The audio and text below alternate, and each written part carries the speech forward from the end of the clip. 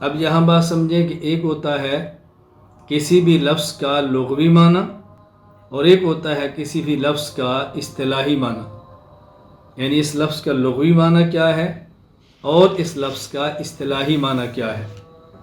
لغوی اور اصطلاحی، اس کا مطلب کیا ہوتا ہے، یہ بات اچھی طرح ذہن نشین فرما لیں۔ ہم نے کہا یہ لغوی معنی ہے اور یہ اصطلاحی معنی ہے۔ یہ لغوی اور اصطلاحی کا مطلب کیا ہے؟ لفظ کا اصلی معنی جو اہل زبان مراد لیں وہ ہے لغوی معنی، اور لفظ کا وہ معنی جو اہل زبان، اہل علاقہ، اہل فن متعین کر لیں، یہ اس لفظ کا اصطلاحی معنی کہلاتا ہے۔ فلاں قوم کی اصطلاح میں اس کا معنی یہ ہے، فلاں علاقے میں اس کا معنی یہ ہے، یہ بات ذہن نشین فرمائیں۔ اس لیے کسی بھی لفظ کا لغوی معنی الگ ہوگا، اصل اس کا جو اہل لغت اور زبان میں معنی ہے۔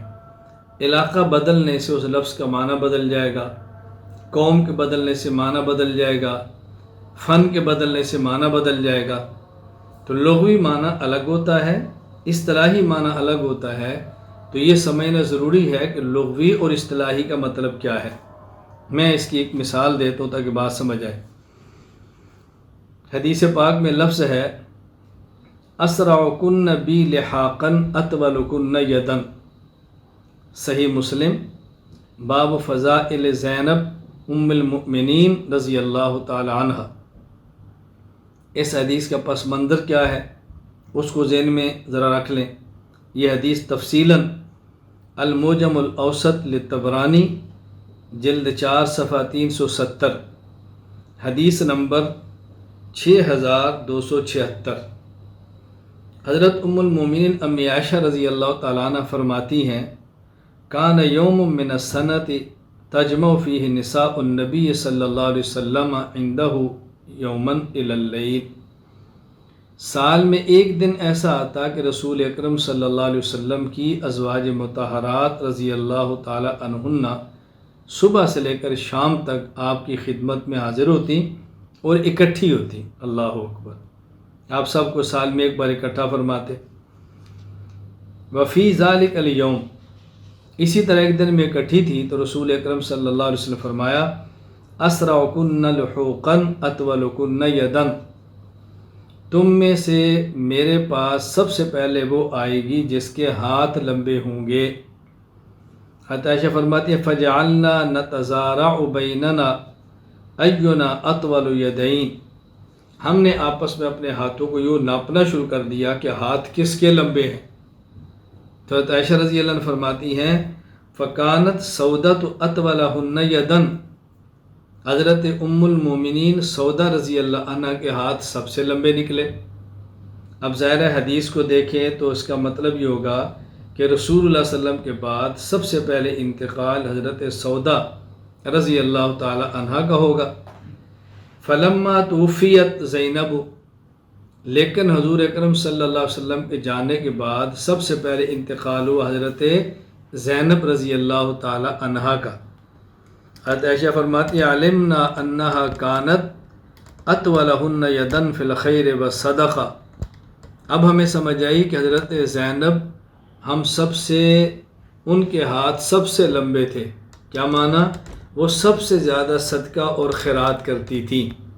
یعنی یہ جو حضور اکرم صلی اللہ علیہ وسلم فرمایا اطولکن یدن، کہ میرے پاس تم میں سے سب سے پہلے وہ آئے گی کہ جس کے ہاتھ لمبے ہوں گے، یہاں لغوی معنی مراد نہیں تھا بلکہ عرب کی اصطلاح تھی کہ وہ سخی کو کہتے کہ اس کے ہاتھ بہت لمبے ہیں، یعنی سخاوت میں بہت آگے ہے۔ اب دیکھیں یہاں لغوی معنی کیا ہے اور یہاں اصطلاحی اور مراد کیا ہے۔ تو کسی بھی لفظ کا لغوی معنی الگ ہوتا ہے، اصطلاحی معنی الگ ہوتا ہے۔ اور میں سمجھا رہا تھا کہ علاقہ بدلنے سے لفظ کے اصطلاحی معنی بدل جاتے ہیں۔ ہمارے ہاں ایک صوبہ ہے سندھ، ایک صوبہ ہے پنجاب۔ سندھ میں جائیں تو سائیں کا لفظ بڑا مہذب اور بڑے آدمی کے لیے استعمال ہوتا ہے، سائیں سائیں۔ اور ہمارے پنجاب میں آئیں تو سائیں کا لفظ عام طور پہ ایسے آدمی کے لیے استعمال ہوتا ہے جس کی عقل ذرا کم ہوتی ہے، یہ سائیں لوگ ہیں۔ اب دیکھو علاقہ بدلا ہے تو سائیں کا مفہوم بھی بدل گیا ہے۔ بالکل اسی طرح بسا اوقات قوم کے بدلنے سے لفظ کے معنی بدل جاتے ہیں، یعنی ایک لفظ کا معنی اور ہوتا ہے اور دوسرے یہاں اسی لفظ کا معنی بالکل اور ہوتا ہے۔ بہت سارے الفاظ ایسے ہیں، میں آپ اس وقت اس بحث میں نہیں پڑھ رہا کہ میں الفاظ بتاتا رہوں فلاں قوم کا یہ، فلاں قوم کا یہ مطلب الفاظ بدلتے ہیں۔ ہم سنا کرتے تھے کہ اب دیکھو ایک لفظ ہے گرو، ہمارے ہاں گرو کبھی اچھے معنی میں استعمال نہیں ہوتا، اور ملیشیا میں یہ گرو کا لفظ استاذ کے معنی میں استعمال ہوتا ہے، لفظ ایک ہی ہے، ان کے معنی اور ہے، ہمارے معنی اور ہے۔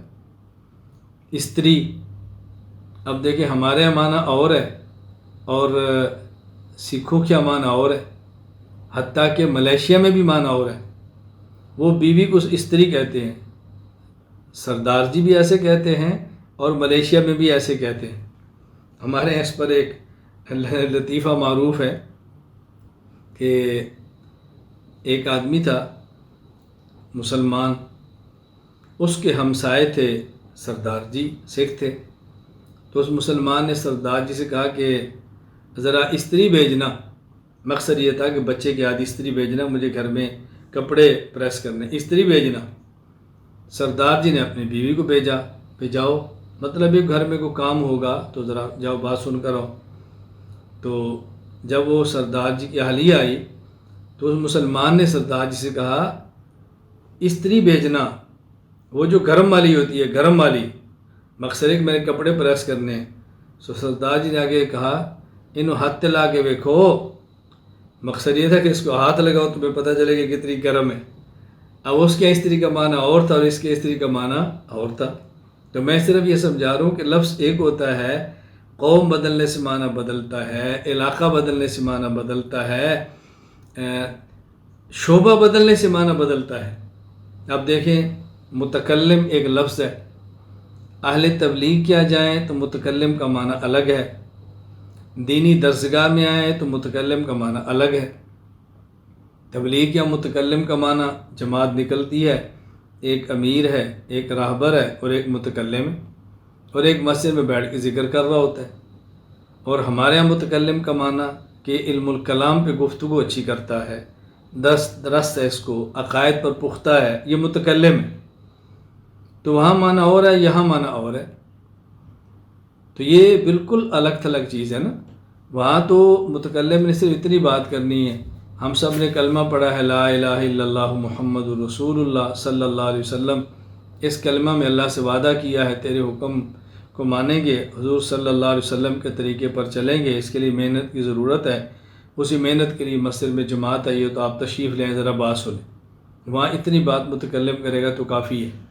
لیکن اگر یہی بات متکلم جو عقیدے میں ہے وہ بات کرے تو کوئی مانے گا اس کو؟ اب درسگاہ میں متکلم کا معنی الگ ہے، تبلیغ کے متکلم کا معنی، شعبہ بدلا متکلم کا معنی بدل گیا۔ فن کے بدلنے سے معنی بدل جاتا ہے۔ اس کی ذرا مثال سمجھیں، اگر ایک درسگاہ حفظ کی ہے تو وہاں کلمہ کا معنی اور ہے، درسگاہ نحو کی ہے تو معنی اور ہے، گرامر کی ہے۔ اب اگر درسگاہ حفظ کی ہو اور ممتحن آئیں اور کسی بچے سے کہیں کہ بیٹا کلمہ سناؤ، وہ کہتا ہے بسم اللہ الرحمن الرحیم اللہم صلی علی محمد، بیٹا کلمہ سناؤ، وہ کہتا ہے اللہ، تو ممتحن اس کو فیل کر دے گا، راسب۔ کیوں؟ درسگاہ حفظ کی ہو تو کلمہ کا معنی ہے لا الہ الا اللہ محمد رسول اللہ، درسگاہ حفظ کی ہو تو کہے گا جی 6 کلمے ہیں، کون سا کلمہ سناؤں؟ پہلا کلمہ سناؤ۔